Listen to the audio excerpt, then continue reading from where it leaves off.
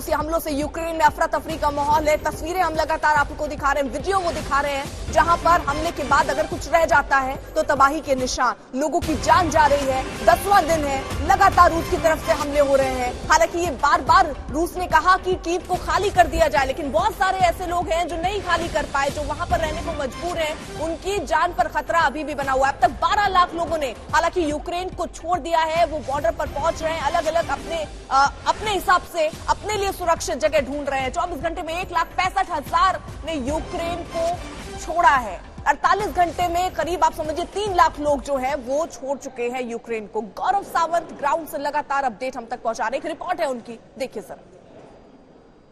एक बड़ा धमाका राजधानी कीव में, ये कीव के पास एक एयरफील्ड के पास धमाका हुआ है और फायर ब्रिगेड की गाड़ियां अभी अभी इस इलाके में पहुंच रही हैं। इस आग को बुझाने का प्रयास किया जा रहा है। ये एयरपोर्ट के पास, एयरफील्ड के पास एक फैक्ट्री है जिसको निशाना बनाया गया। इस फैक्ट्री को निशाना क्यों बनाया गया? क्योंकि यहां पर कहा जा रहा है कि कुछ एयर डिफेंस का सिस्टम इंस्टॉल्ड था और कीव के आसपास के एयर डिफेंस के सिस्टम को पूरी तरह से ध्वस्त करने का प्रयास कर रही है रूस की सेना। बहुत स्पेसिफिक इंटेलिजेंस के आधार पर इस तरह के ऑपरेशंस को अंजाम दिया जा रहा है। अब से थोड़ी देर पहले यह धमाका हुआ और धमाके इस इलाके में हो भी रहे हैं। वो दर्शाता है कि यहां पर किस तरह के ऑपरेशंस को अंजाम दे रहा है इस समय रूस। खासा तनाव कीव के इस इलाके में और इसको पूरी तरह से खाली भी कराया जा रहा है। एक के बाद एक धमाके और धमाकों के अलावा यहां पर कहा यह जा रहा है कि रूस की तरफ से कुछ ऐसे कमांडो दस्ते आए हैं जो इस इलाके को खाली कराने की कोशिश कर रहे हैं। कुछ ऐसे लोग हैं जो इस इलाके में और नुकसान पहुंचाने का प्रयास कर रहे हैं ताकि जितना भी कीव का एयर डिफेंस का सिस्टम है, जमीन से आकाश में वार करने वाली मिसाइलें हैं, वो ध्वस्त हो जाएं।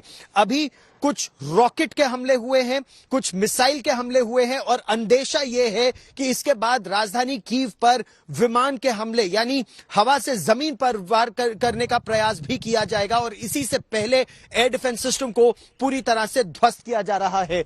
इस बिल्डिंग में अभी तक किसी के हताहत होने की तो खबर नहीं है। कहा यह जा रहा है कि यहां पर जो लोग थे वो तो भागने में सफल हुए, लेकिन इस मलबे को साफ करके वो देखने का प्रयास किया जा रहा है कि क्या यहां से किसी को सुरक्षित निकाला जा सकता है।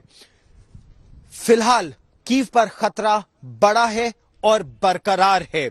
अगले 24 से 48 घंटे में कीव पर एक बड़े हमले का अंदेशा है। कैमरामैन पवन कुमार के साथ गौरव सावंत, कीव, यूक्रेन आज तक। तो लगातार हमले जो है रूस की तरफ से कीव पर किए जा रहे हैं। चारों तरफ से एक तो कहा जा रहा है कीव को घेर लिया गया, लेकिन सेना वहां पर अभी रुकी हुई है और लगातार हमले कर रही है एक स्ट्रैटेजी के तहत, ताकि अगर अगले राउंड की बातचीत हो तो एक दबाव भी रूस रख पाए, बना पाए। पूर्वी यूक्रेन में रूस का ड्रोन से हमला हुआ।